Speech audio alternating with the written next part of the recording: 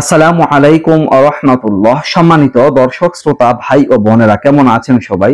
আশা করি আল্লাহর অশেষ মেহেরবানিতে প্রত্যেকে ভালো আছেন। বন্ধুরা, খুবই গুরুত্বপূর্ণ একটা বিষয় আপনাদের জানাবো। অনেকে এই বিষয়টা জানেন না, ভুল করে থাকেন, এই অন্যায় করে থাকেন। টাকার বিনিময়ে ইতিকাফে বসা যাবে কিনা বা কাউকে ইতিকাফে বসানো যাবে কিনা, এই সম্পর্কে ইসলামিক দৃষ্টিভঙ্গি কি?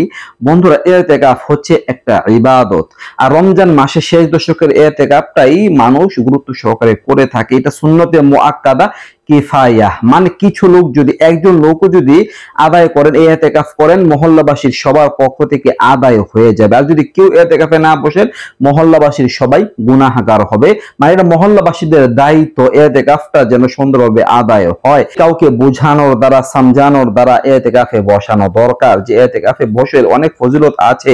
নিজ উদ্যোগে স্বতঃস্ফূর্তভাবে ইতিকাফে বসা দরকার, মহল্লাবাসীর সবার পক্ষ থেকে আদায় হয়।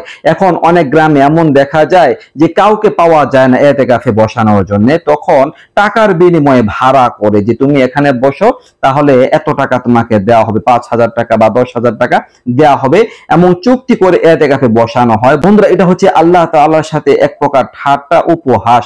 কারণ ইতিকাফ যে ব্যক্তি বসবে, তার নিজের ভালাইয়ের জন্য, নিজের কল্যাণের জন্যই বসবে। ইতিকাফ করা দ্বারা সে নিজে ফজিলত পাবে। যদি টাকার বিনিময়ে আমরা ইবাদতটাকে কিনে ফেলি, ইবাদতের লেনদেনটাকে যদি আমরা টাকার বিনিময়ে করে ফেলি, তাহলে আমরা জান্নাতে কিভাবে যাব? আখিরাত আল্লাহ তাআলা কেন রেখেছেন? জান্নাত কেন রেখেছেন? হিসাব নিকাশ কেন রয়েছে? তো এই ইবাদতটা হবে শুধুমাত্র আল্লাহ তাআলার জন্য, টাকার জন্য না, পয়সার জন্য না। তো যে ব্যক্তি ইতিকাফে বসবেন, তিনিও শুধুমাত্র আল্লাহ তাআলার সন্তুষ্টির জন্য বসবেন, কোনো টাকার জন্য না।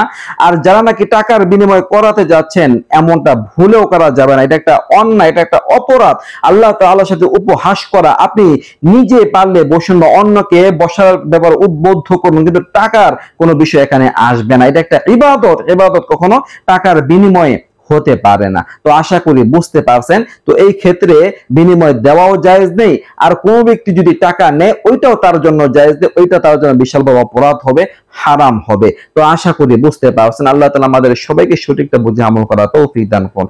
আমিন। এই ছিল আলোচনা। নিত্য নতুন আরো ভিডিও পেতে সবাই পাশে থাকবেন। এই পর্যন্ত। আসসালামু আলাইকুম ওয়া রাহমাতুল্লাহ।